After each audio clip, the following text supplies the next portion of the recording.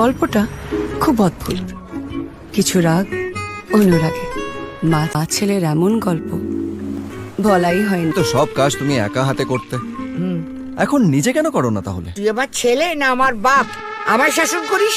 হাল না, ও হাল ছাড়বে না, হালই ওকে একদিন ছেড়ে যাবে।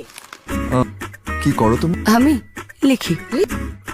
কোনো কাজকর্ম করো না? তোমাকে না মাঝে মাঝে সহ্য করা যায় না। তুই কি সহ্য করবি রে? আমি নিজেকেই বেশিক্ষণ সহ্য করতে পারি না। তুমি জানো আমার বাড়ি কোথায়? না, আমি জানি না আমার বাড়ি কোথায়। তোমার গল্প কি? আমার গল্প মাতে শুরু মাতেই শেষ।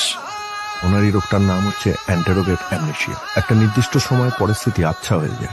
কখনো তার ছোট্ট আদরের ছেলে। আমার একটা বাচ্চা ছেলেও আছে, আর আমার বর এয়ার ফোর্সের অফিসার। মারবে এখানে, পড়বে ভুটানে। তুমি, আমি তোমাকে কোথাও যেতেও দেবো না।